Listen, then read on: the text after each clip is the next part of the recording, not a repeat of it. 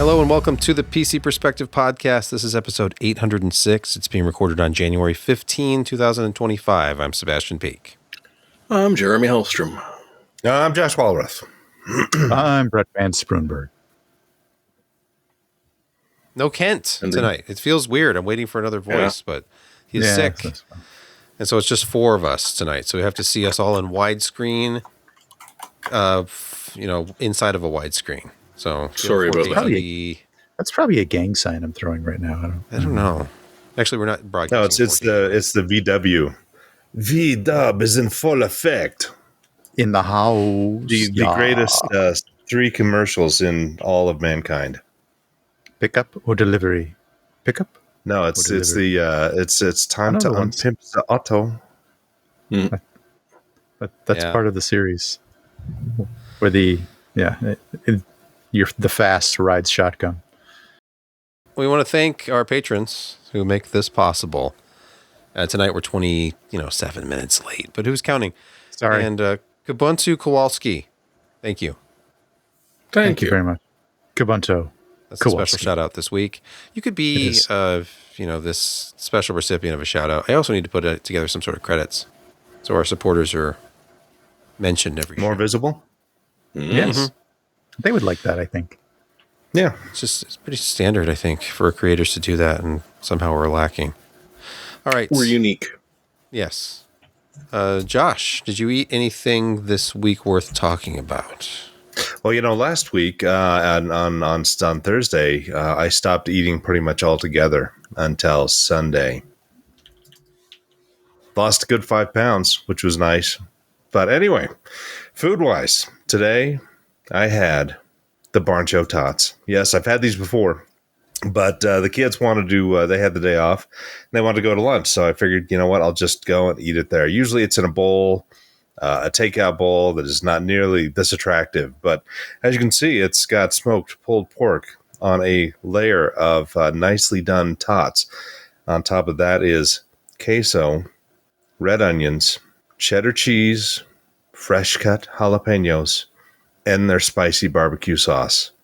Yes, it's all in there, and it's fantastic. I ate maybe a third of that because what you don't get from that shot is exactly how piled high it was. It was like, seriously, 3-4 inches high. Would it fit in the bread box? Barely. Okay, there you go. Yeah. Yeah, it was good, tasty, and I had to get a big to-go box because it was just too much.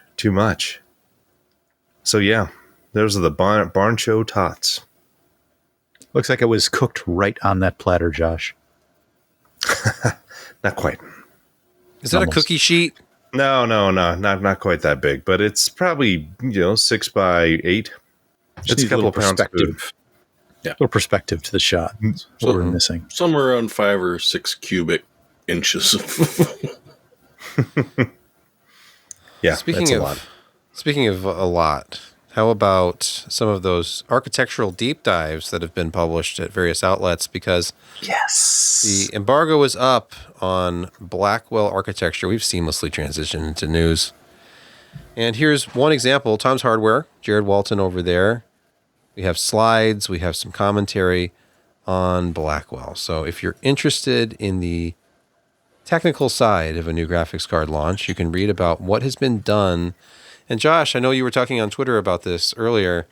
It is interesting to consider that this is, we're not looking at a die shrink here. We're looking at architectural improvements within existing process technology, which makes it even more interesting. That they have it's still a bigger chip. I mean, it's what, 744 millimeter squared versus the 4090 608. So they are packing more transistors on it, and it's a larger die. But they've kind of had to rejuggle, I think, a lot of transistor budgets, and they're really going all in on AI type stuff. So it's going to be kind of interesting. Oh, look at that. I still haven't really entirely gone over all of this, and I need to.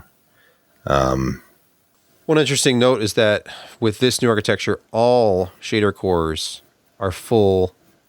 They're fully FP32 and Int32 compatible. Mm-hmm. So that's double last year because the FP32 cores, only half of them were Int32 capable. So interesting switch there. The AI told them to. Well, it's a significant jump in that stuff, and it makes it's we're at the point now where they can't really make a bigger chip for professional stuff, and so this is the monster. This is as big as it goes. Yeah, what is the reticle limit for TSMC's 4N? Because this, I think you're looking at it. This is huge. 744. I think it's like it's sub 800, but it's close. And it used to be with depending on I think. And Chad, correct me if I'm wrong, but the NA-EUV stuff, their reticle limit is relatively small. It's half that. It's less than 500. So this may be an older. I could be wrong again. I just need to read more, and there's just not enough details out of the stuff that we really want to talk about. So yeah, it's going to be faster. It's just a matter of how much raw shader horsepower increase there is, and how much of this is going to be the enhancements to the AI upscaling and the DLSS technology. Well, I mean, at least we'll be able to take advantage of DLS4, because that's about the only AI feature that you're going to do, because I'm assuming you're not buying this to make a really, really expensive Copilot Plus machine. Though I could be wrong. No, you're buying it to hit 800 frames per second in Valorant. At 640 by 480? That's why you buy a 5090. Yeah, I don't know. As a data point that's out there. 1440p. Oh, 1440p. Okay. At 1440. And it's not with DLS4? Well, not strictly speaking raw frame generation. They're using this method that they've named Reflex 2, which is doing some sort of image warping instead of just pure raw interpolation. They're actually taking, an example is if they had a couple of different frames and you whip the mouse around and it took place across a couple of different frames, they wouldn't fully render that second frame that you were kind of whipping onto. They would take that first frame and warp it into the second frame, and then use some generation to kind of catch up to it, by filling in the details that would be missed on that warping. So usually get a lot of artifacting, in that case. It's just a byproduct of making up stuff that isn't actually there, but they're going back to the frame generation pipeline and pulling the details that are missing, and thereby hitting 800 FPS in Valorant at 1440p. So this is part of their package that I don't think it's going to be limited to the 50 or the 5000 series, 50 series. I think you're going to see Reflex 2 come out in other generations as well. Frame generation across the generations. Yeah. Well, the thing that they're sort of attacking now is like we were attacking detail in frames and sort of attacking the not the latency problem, but the frames per second problem by not pulling all of the pixels through the pipeline. Now they're really attacking latency with this Reflex 2 advancement, and they're getting really, really low, like 3 milliseconds. The software and driver stack is now so incredibly complex if you think of all the crap that they're doing in the background to give you a good experience with just absolutely supercomputer hardware that nobody dreamed of 15 years ago. It's just nuts. And also the 4N and the latest, it does use EUV. It's not NA-EUV. So, yeah, NA-EUV is the one that Intel's really pushing for and trying to get out. But yes, so I don't know exactly what the reticle limit on that is, but obviously it's greater than 708 millimeter square. Is that what they said? 744? Can't remember. Even though we only talked about it 45 seconds ago. Yeah. They were previously at 608, now they're up to 744. Yeah. And what if you're on the same node and you increase the size of the chip and you add more power? Obviously, it's going to require more power. So, previous actual TGP of like a Founders Edition card was 450. There were partner cards, of course, that were over 500 watts, and momentary power up into the 600 watt range. Well, Zotac, according to videocards.com here, Zotac confirms first specs for custom RTX 5090 cards. We're talking about 600 watt TGP. It's 575, I guess, is the stock number. It's the 600 watt pops out on the chart down below for the 30 gigabit per second SKU, or the SKU that has that memory bandwidth sort of attached to it. And I'm surprised they're recommending something as low as you only need 1,000 watt power supply. I think I might go higher. That's separate for the GPU, actually. You need a separate one for the dedicated power supply versus system. Yeah. Touche. Sorry, I might have suggested that your new PC only has one. 1300 is the new 1000. No. Yeah, I mean, 3D. The engineers at 3DFX who did the Voodoo 6000, they brought them back to do the external power brick for. Oh, spicy. Sad, but true. It leaves burns in your carpet still, I bet. I think we'll see a lot of these emerging third-party cards, because my understanding is that the specs from NVIDIA really weren't firm yet. Like right up until whatever the end was, did they really know what they'd have to work with, and where they could push the envelope a little bit for their own high-performance cards. There'll be more. Yeah, there you go. There it is. There's the beast. Memories. If you're listening to the podcast, they're ahead of their time when it came to board power supply. Yes. Back in the day, you had sometimes Molex connectors to provide additional power. What about just an external power brick with an IEC plug and just put it right in the wall? Mm-hmm. Remember back in the day, the PCI, the old PCI slots could provide up to like 25 watts of power. Mm. And I remember at one of my first trips, it was back in 1998, 99. And it was the 3DFX, and they were talking about their T-buffer. And so they had, 4 Voodoo 2s together to kind of show off what they were planning on doing with the T-buffer. And, of course, T-buffer was built into the Voodoo 5, Voodoo 4, Voodoo 5 series. And I asked Scott Sellers, and nobody was really talking about this at the time. I was like, well, what are you guys going to do for power? You've got all these, these cards together, and you're going to have one that's going to be doing this. And he's like, power is the very first thing that we think about, because, again, PCI gave you something like, 25 watts. AGP didn't give you all that much more. It was what?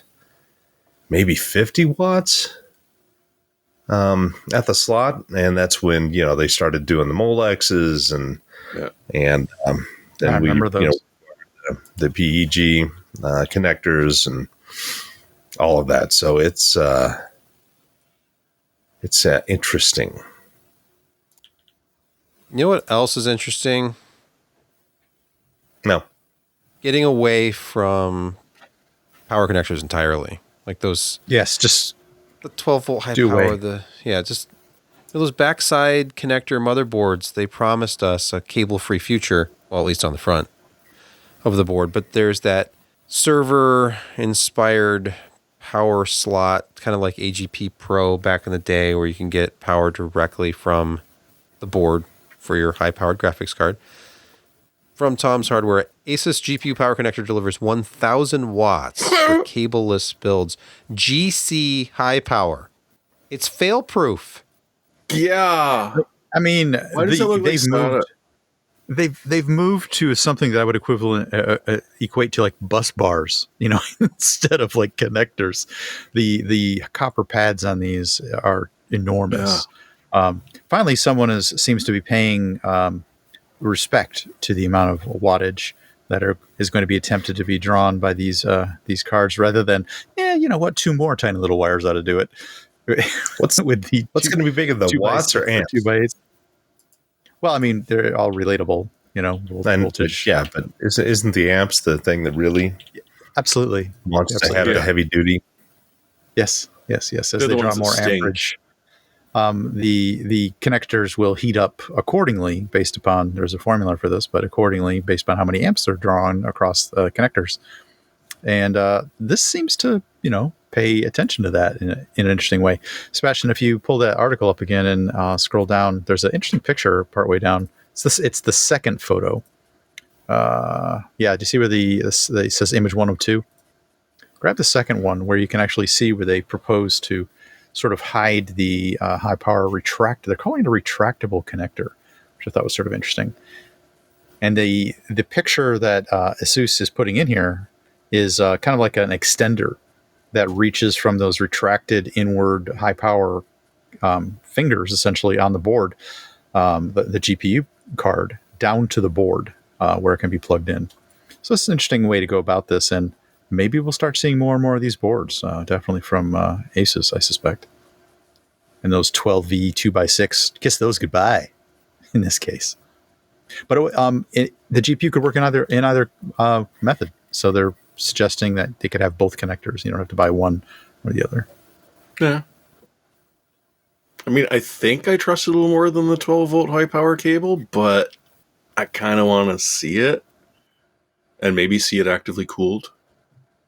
I think this is going to definitely appeal to people who just want that cableless build, and this is the sort of the final frontier of pulling those freaking cables off the cool side of the computer, and that cable arc, the giant cables that people have to deal with. Or EVGA sort of went to the end of the card, and tried to kind of hide them around the corner, which is a great idea. I don't know if anybody's really doing much of that anymore, but this is kind of like the there's an entire cables. Motherboard design which has the cables connections all on the back, as long as you buy a case. Yeah. I mean, there was take the traditional high power cables and tuck them around the corner and put them on the back at least, or now this one, put them back on the bottom and use this. So Brad, are you saying that the arc of the universe bends towards cable management? I absolutely do. I can see where you're reading that. Yes, the arc of the universe is bending towards better, proper, visually appealing cable management. and more solid power. Yeah.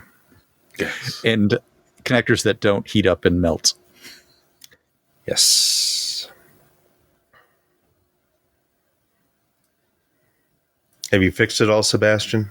Is everything fixed? I was sneezing a lot. That's all. Okay.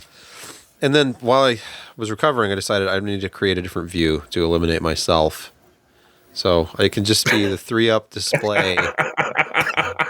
Nobody wants that. No, nobody wants that. I don't know. During security corner, it will absolutely not involve me. It'll just be a 2-up display. All right. No, Kent is sick, and I think he gave it to me because... Yes, he did. Okay. The longer I sit down here, the more I'm sneezing. I'm probably allergic to something. It's virus over IP, VoIP. Yes. VoIP, yeah. Good one, Kelt. That is a new perspective, isn't it? Joining us live via satellite are 3 industry experts to talk about the next story. By the way, our next story will come as absolutely no surprise to anyone, but say you're not really into PC hardware yet. Like you just got a taste of it. You say, hey, I can play Fortnite on something other than a Nintendo Switch. What's this whole PC DIY thing about? And you found our podcast. I'm here to tell you that 8 gigabytes is not enough in 2025. Just in case. But the TV show told me it was. And those are the affordable ones. Just in case you've been living under a rock. Yeah. Like Patrick Starr. 8 gigabytes is not enough. PC Why Games is this Hardware, even a question? I know. PC Games Hardware did a story. Hey, I'm not the one who put it on the list. I did.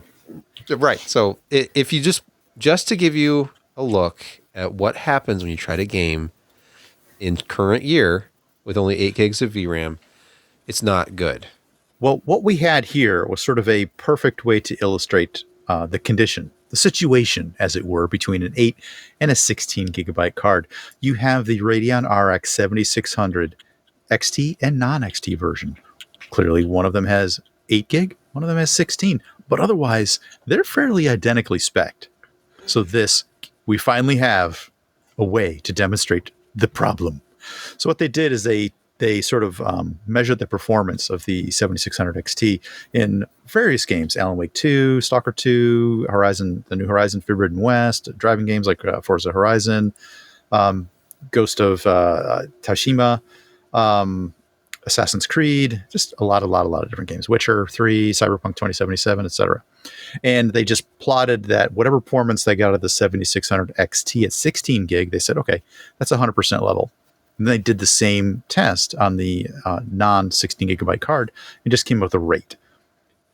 Got pretty close for most of them, getting close to that 1-to-1, 100% mark. But then you start dipping down into 94, 91, 80s, 70s, 25%, where stuff really started to fall off. I don't remember what the spec was for what resolution and detail level they played at, but there's definitely a significant difference. Or your ability to kind of like enjoy the game at a particular frame rate with a particular detail level for this test scenario.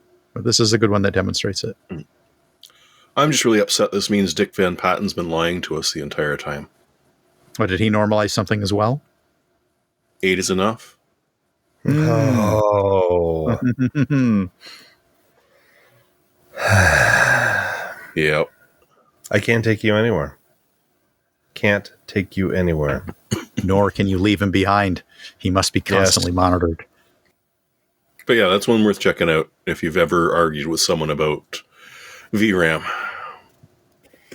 That's why you should get at least a 12 gig card. Yep. Yes, 12 gigs. Or 11.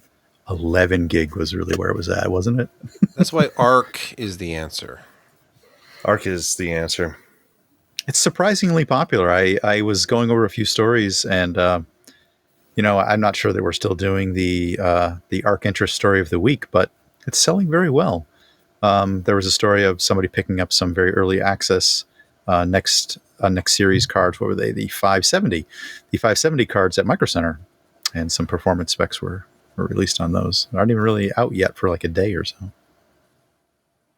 Yeah, they've been selling apparently briskly, but we just still don't know how many. I mean, Mind Factory listed off that they're selling 105 to 115 a week, which not huge amounts. No. But I pre-ordered this one before Christmas, and it came shortly after the New Year. And when we have other cards coming in, I'll be probably redoing my test rig and test setup this week, and hopefully get some good numbers out on it. So they say. And then they'll redo the drivers, and you'll have to redo it again. Oh, they always do the test. But the driver development down from your first gen should be better than the previous. So. Yeah, your first gen saw some fast changes during driver updates. Depends on how old your test games are, if that's what you're going to be using to test. I don't know if they go back too often on the older games, but newer, more popular games, they'll rev it's all DX12 stuff anyway. So, or Vulkan should be fine. Next up, Microsoft lays DirectX API level groundwork for neural rendering. Yeah, forget about DLSS. It's going to be right in the DirectX pipeline for enhanced upscaling and AI creation of pixels that don't really exist. It's going to be right there. You want to be able to turn it off. Games I don't play on my phone will look better. Wait, I haven't said the punchline yet. The punchline is this is for raster games. Yeah. Not for ray trace games. So their suggestion here is they're going to be putting this AI neural rendering in the raster imaging or the raster generation path. So, you know what? Your frame generation new frames are coming everywhere. You don't have to be playing anything ray traced. So when you see they're going on about improved path tracing, it's not light path.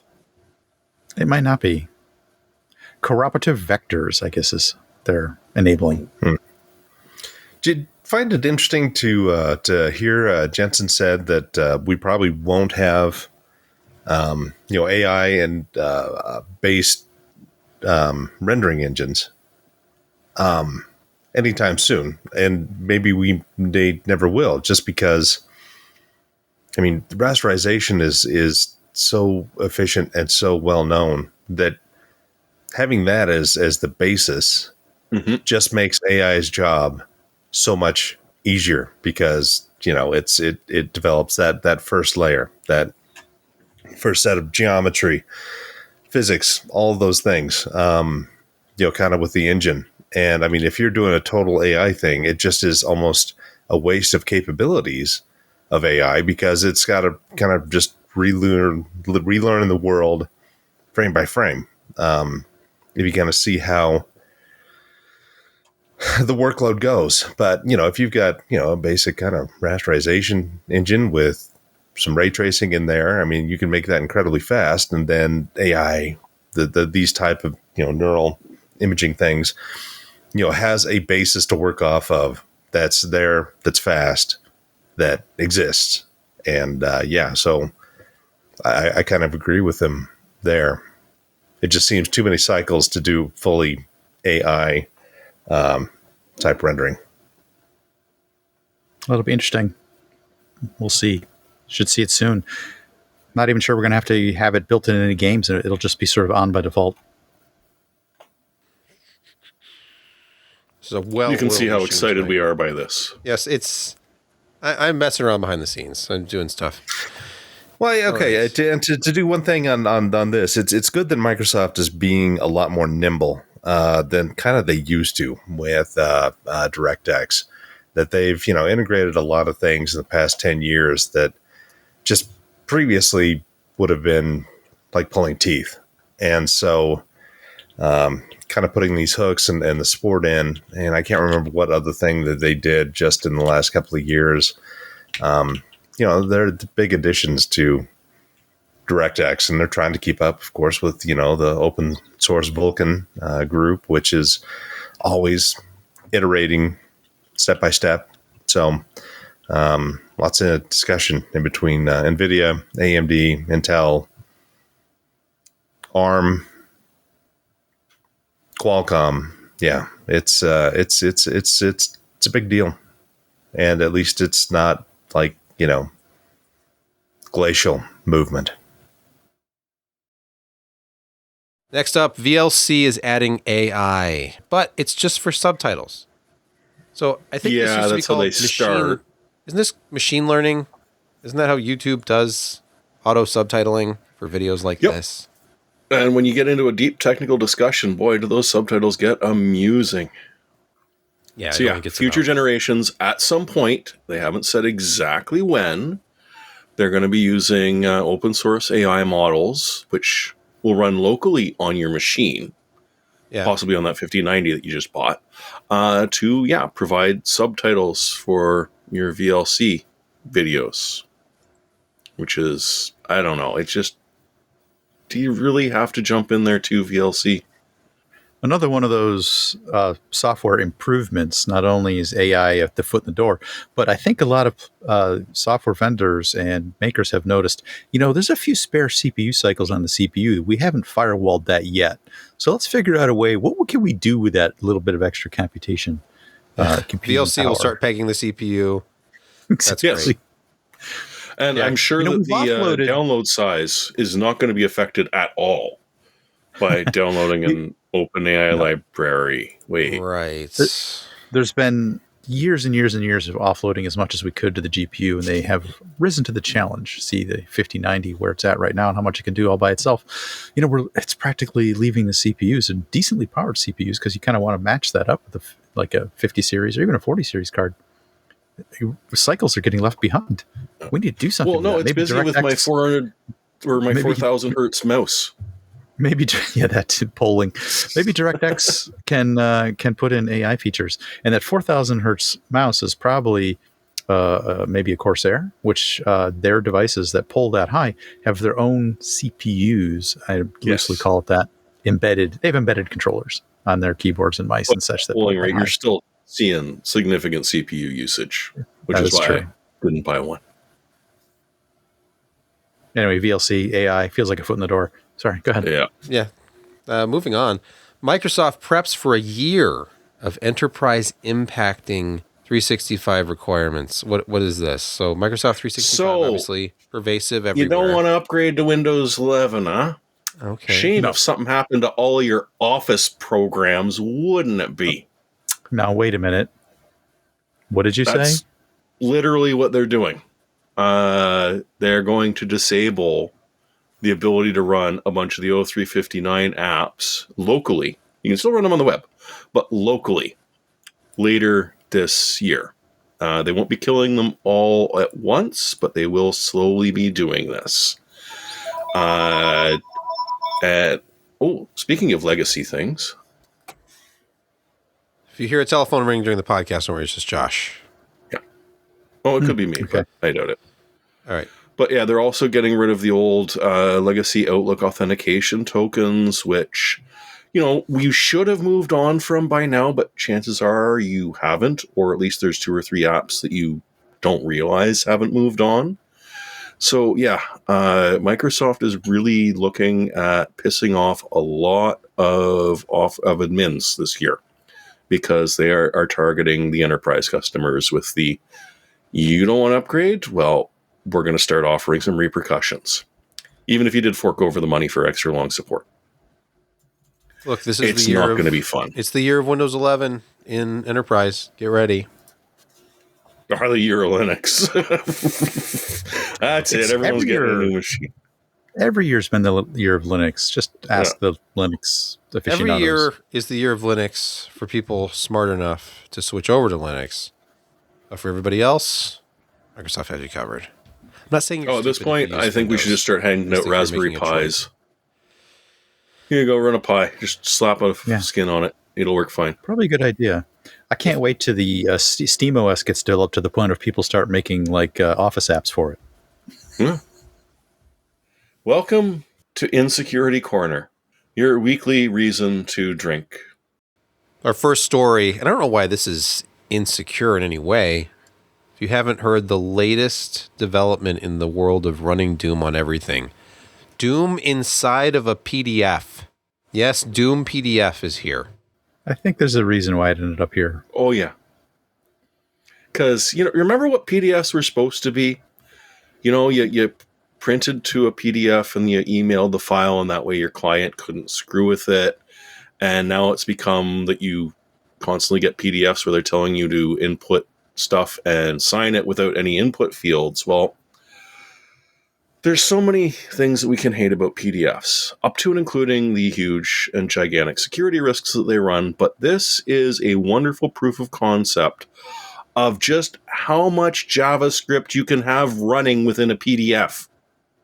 Because obviously you should have JavaScript running within a PDF, which is supposed to be a locked down. Beautiful. It's supposed to be a lockdown. I don't even know where that inspiration came from. I'm glad I'm Crow. I'm definitely Tom Servo. I'm definitely Tom Servo. Yes. Well, excuse me, Mike. About that time I was asking for air. Exactly. No. I even had it says Breach Hall, all die. I even had it underlined. I don't know why it's just floating over here. I guess I just needed to put a background behind it. That's nice. Yes, so this is just absolute proof of concept that there is literally a separate JavaScript library that has been made to work in PDFs, and thanks to two people, two gangs of people, they managed to make it work. Horrifying PDF experiments in PDFtress. So they went insane. Instead of doing entire pages of ASCII, they are doing lines, because there are repetitive things within Doom textures that you can then do. So you got 25 stacked text fields rendering the 320 by 200 pixel bloody thing. I tried it. It's playable. It's slow. It has collision issues, but it's totally playable, and it is totally Doom. And this is why PDFs are the... Adobe's already, a terrible company in so many ways, but they've been careless for so long in so many areas, especially in security, as well as just building an application that runs well on its host OS or doesn't wipe it out in some way or another. But security has never been their strong suit. Just to think that they now have potentially a fully enabled JavaScript runtime engine inside PDF documents opens up a whole world of unsuspecting hurt on people. Just when they're starting to get used to the fact, well, at least the government's going to put stickers on devices to tell me whether this is secure. They have to watch out for the invitational PDF now. We're hosed. We're hosed. Yeah. The lunatics are running the asylum. Oh, definitely. Just blame Oracle. Okay. I'm more than happy to do that.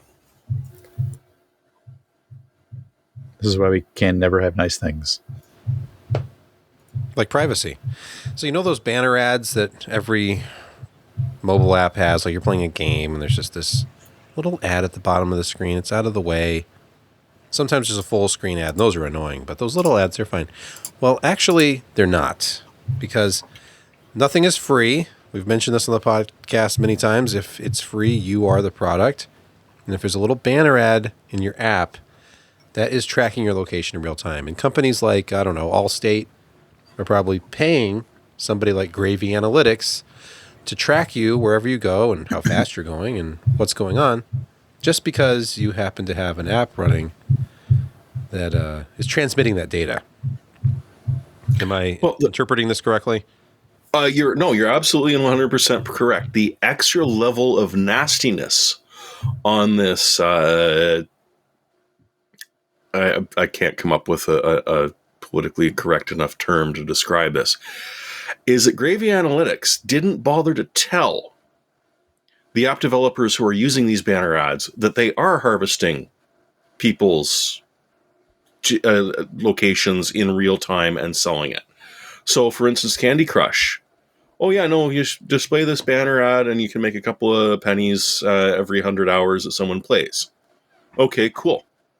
What Candy Crush doesn't know is that banner ad didn't bother to tell them that, oh, yeah, no, we're geolocating all of your users and we're selling that data to whoever feels like it, buying it. So that's sort of the extra level of nastiness in this, is that even the apps themselves didn't know this was happening. Should they have realized it? Because again, oh yeah, no, this free app will give you money for displaying this banner ad. Are there any, things we should know about that you're going to do with the data you get from that banner ad running? Because the banner ads permissions are not based off of the app's permissions. They are based off of other permissions. So all of a sudden, it can do a whole bunch of things that you had no idea, and will happily do that while the app is not actively running on in front of your face. If it's running in the background, don't worry. That banner ad is still there. It's still tracking you. It's a good thing this doesn't affect thousands of apps. Oh, wait. Yeah, it does. Yeah, actually, it does. Up to and including Microsoft Office 359. Yeah. Or the trial versions of it. Popular apps are free from this. Oh, wait. Candy Crush is kind of like a popular game. But nobody uses Office. Well, okay, maybe they do. Oh, yeah, this is probably an invasion of privacy. I'm detecting some sarcasm from Brett tonight. Some sarc. Yeah. And just cut back to what Sebastian said in the cold open of this particular segment. Yeah, you don't need privacy. I'm paraphrasing, but that's kind of close what you're going on about. It was a story I saw earlier today about Allstate paying for third-party location tracking.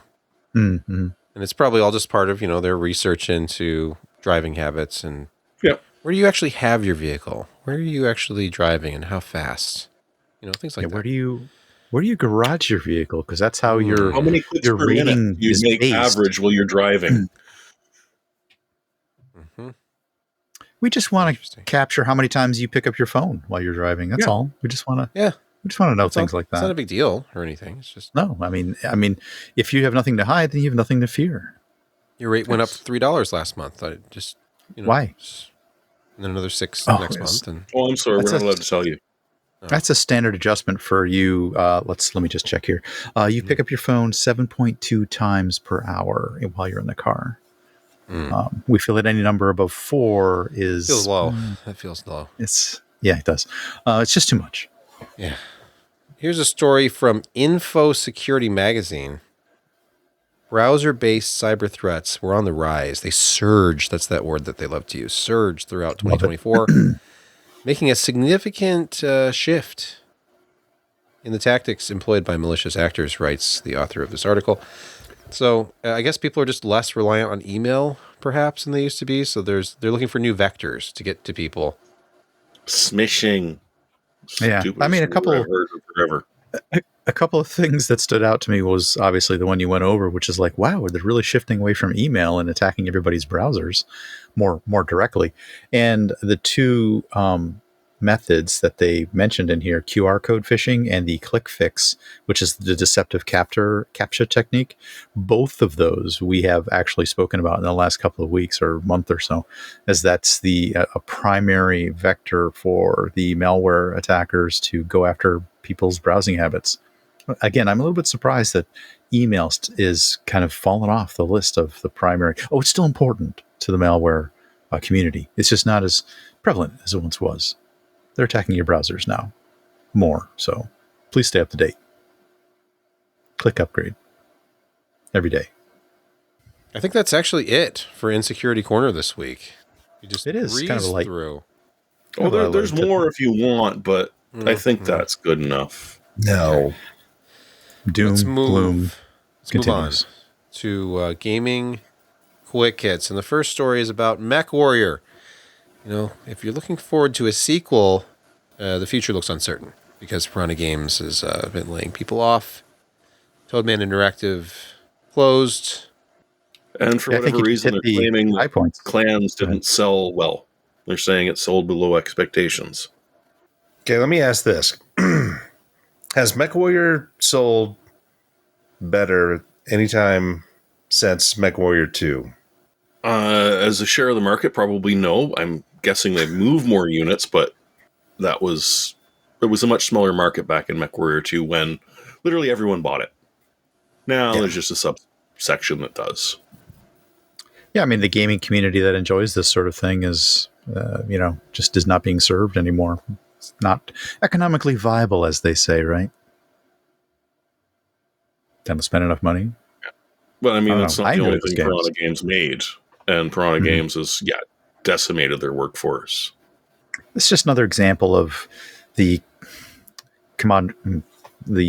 industry coming together with just a few big stakeholders, and then entire sections of that were decently supported by smaller companies are no more, simply because, well, as big company XYZ now owns all of this intellectual property and this older, smaller studio, we don't do that anymore.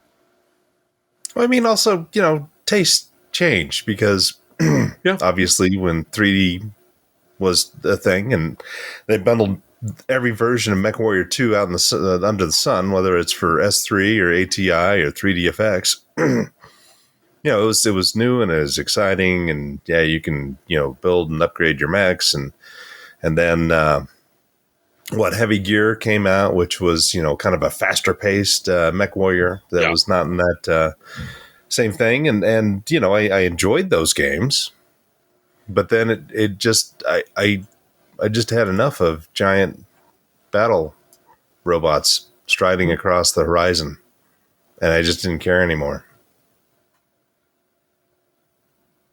And instead, I started playing tower defense games.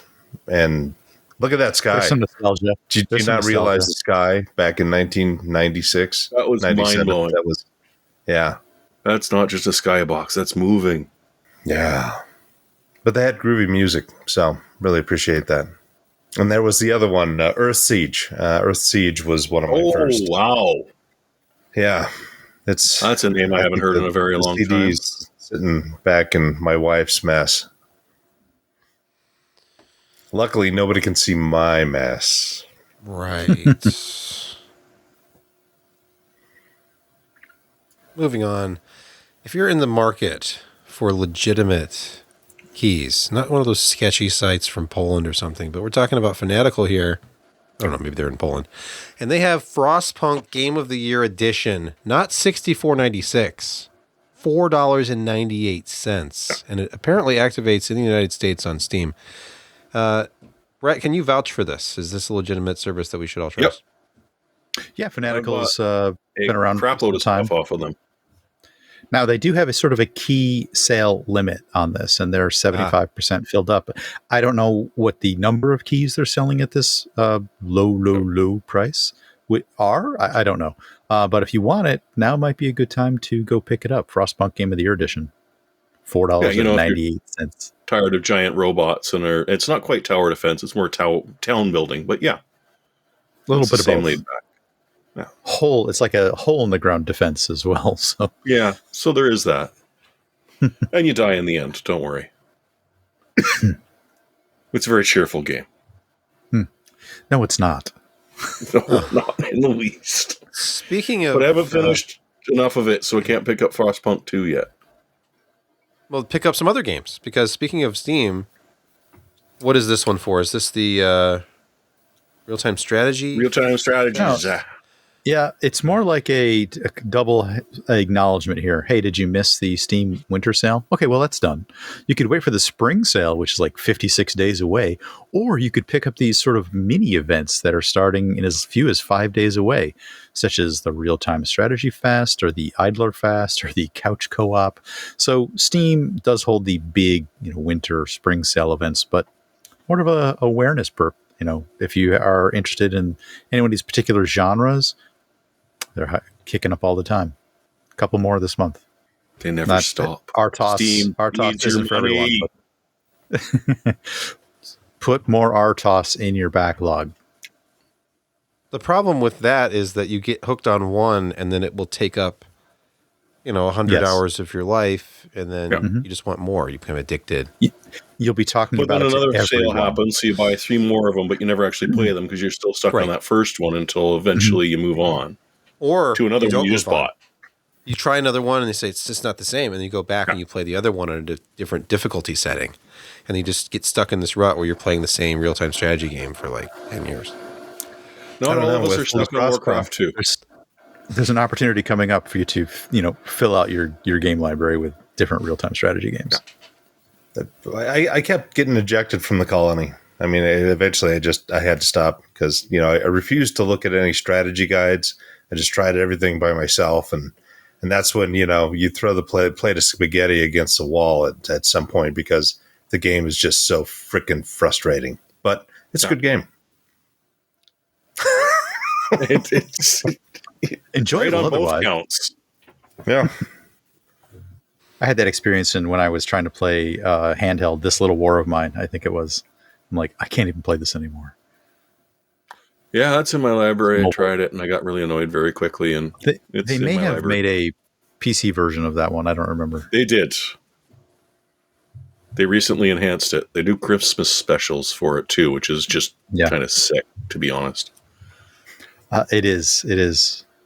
What are they trying to pull? Some sort of Lemmings energy out of that? Are you ready for picks of the week, Josh? Sure. All right. Okay, so this week, there I was. Got up in the morning, made some coffee, got showered up. The usual things. Come into my office, turn on the computer, and I was talking to my dog, which, you have to do in the morning because when else do you have time to do such things? But I noticed my computer was having a hard time booting. And then suddenly I was bathed in that nice blue glow of Windows crashing hard on boot. And I thought, this is not the Monday that I was hoping for. Or was it Tuesday? But one of the days.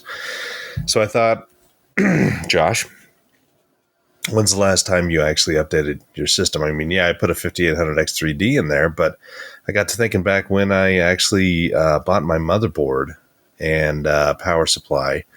Power supply is apparently it's around 14 years old.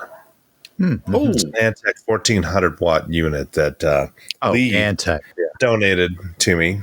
I mean, it was a very well reviewed unit.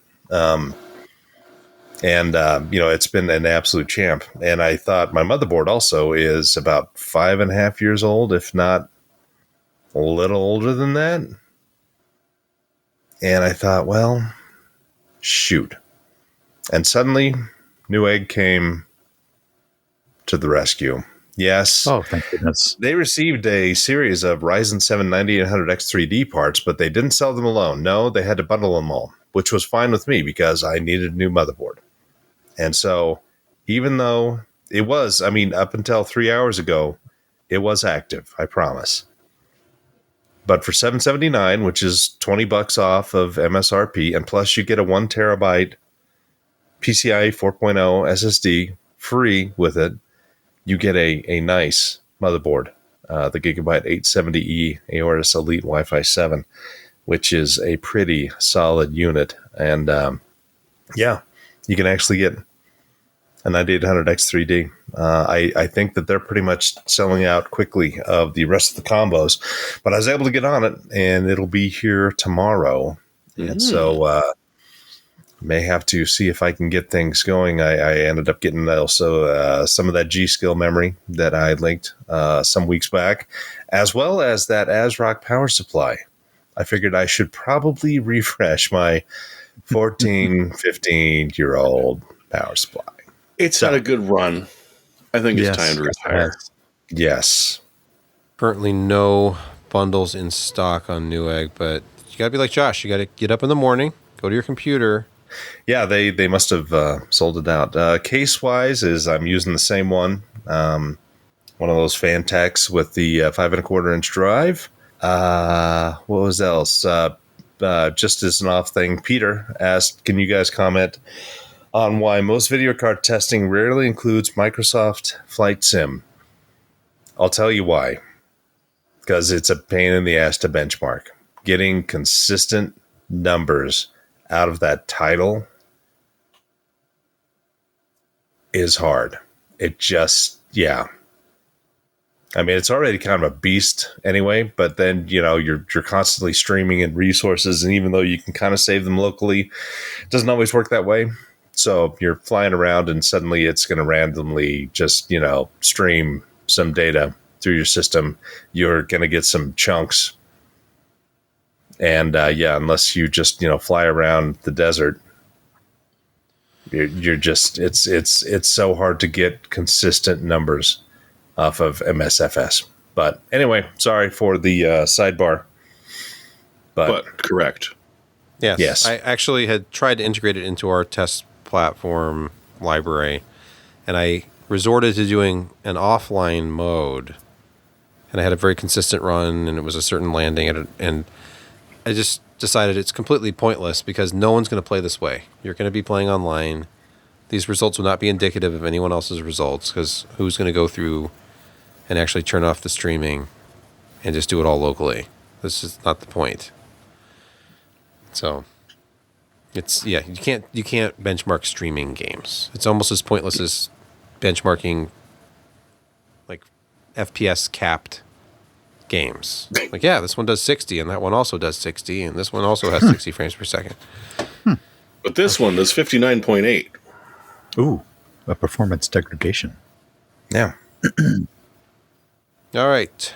Jeremy, your pick this week. Well, you're starting to get old when one of the things that truly makes you happy in life is a nice sharp knife in the kitchen. Because, let me tell you, it does make things a lot easier. And so I have a little handheld one that works beautifully, but it's more for portability than convenience. So I was kind of looking around and I'm like, I don't really want to blow $250, $300 on an electric knife sharpener. I'm still perfectly capable of manually sharpening a knife. So I was digging around and I found this company called Spyderco, which does the absolute worst advertising and informational YouTube videos.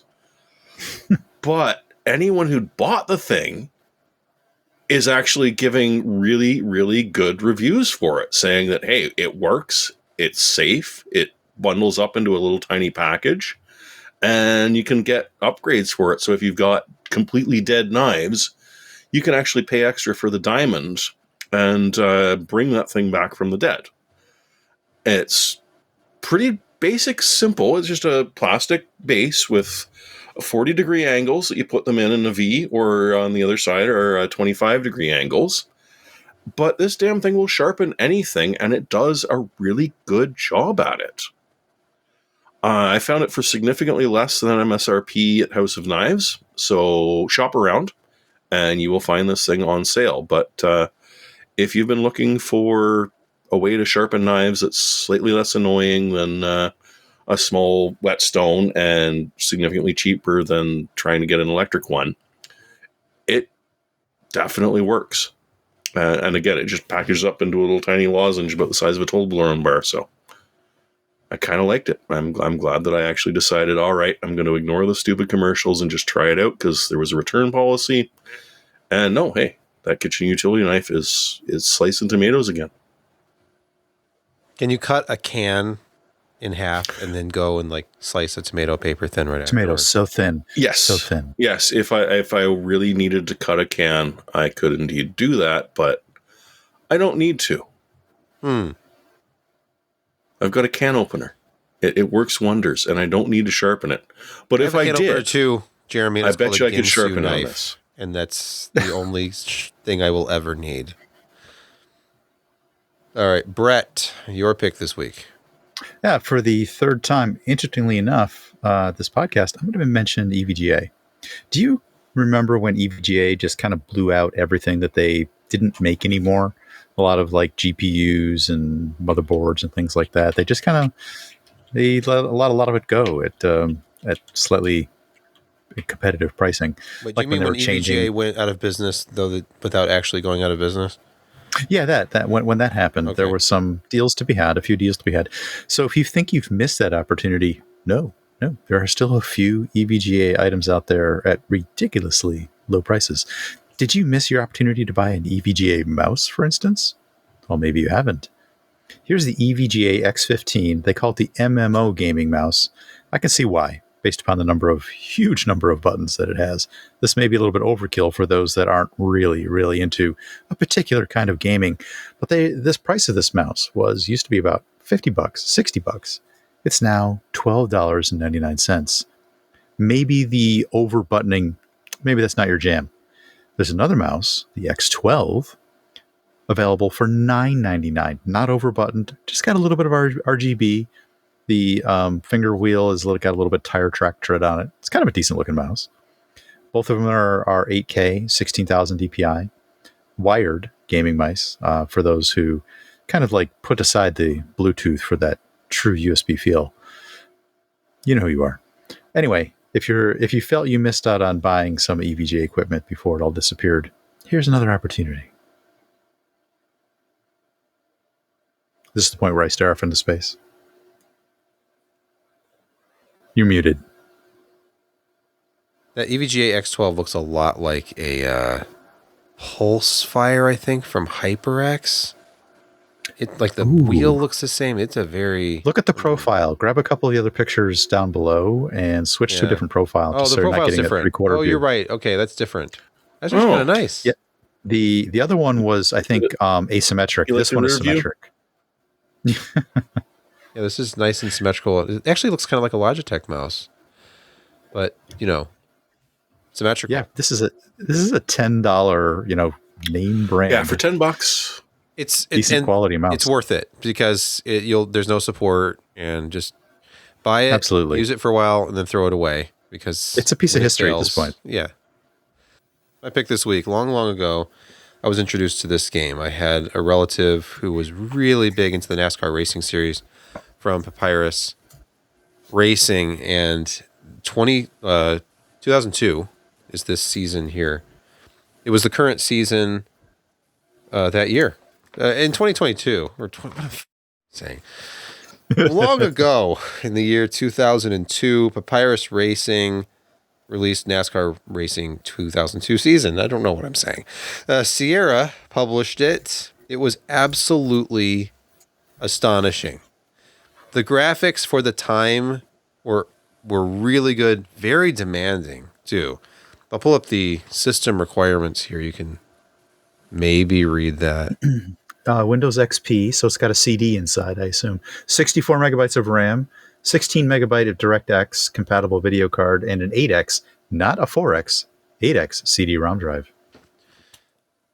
The graphics card I had at the time was not cutting it, and then the GeForce 4 MX card that I got barely got the job done. This is a very demanding game, but it's so realistic. It's just ridiculous how in-depth you can get with your car setup. Do you need a spare 4200 Ti? I mean, of course, I have one sitting right here.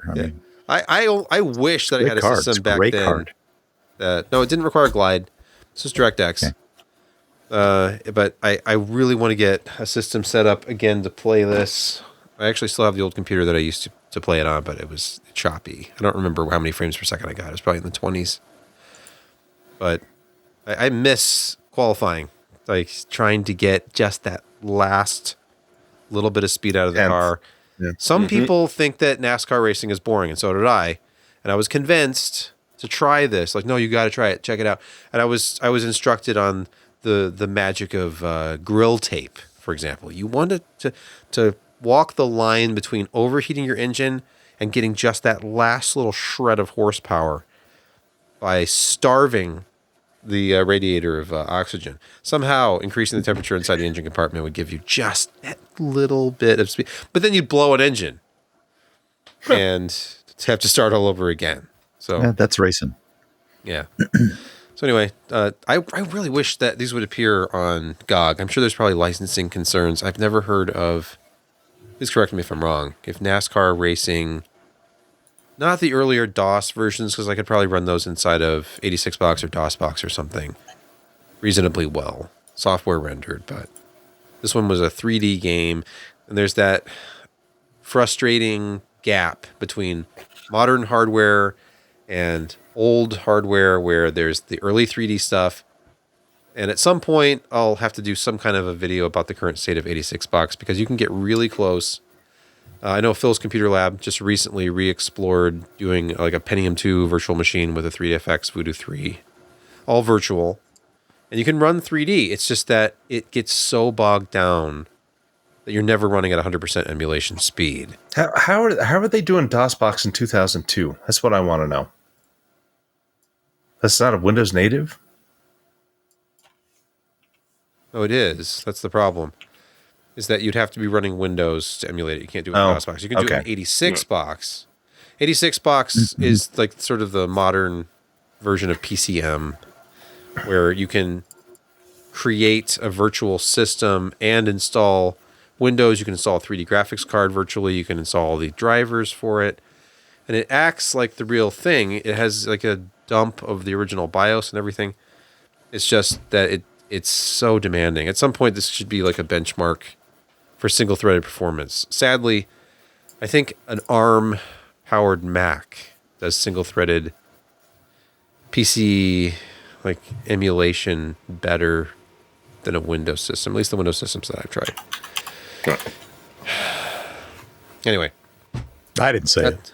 No, I don't have anything else. I think that's going to do it for this episode of the PC Perspective Podcast. I want to thank you for listening, watching, consuming this in whatever way. Maybe with the AI-generated subtitles and no sound in a preview window because you didn't actually click on the podcast in your YouTube subscription feed. I don't know. I don't know what you're doing. Whatever. I'm not spying on you like a banner ad at the bottom of your free game that you're playing on your mobile device. That doesn't stop the display engine from putting a banner ad on the bottom of our video and doing the same thing. We don't condone that. Yeah. But we can't stop it either. We don't know where you are, but somebody does. Somebody does. Right now. Somebody who you don't know knows exactly where you are.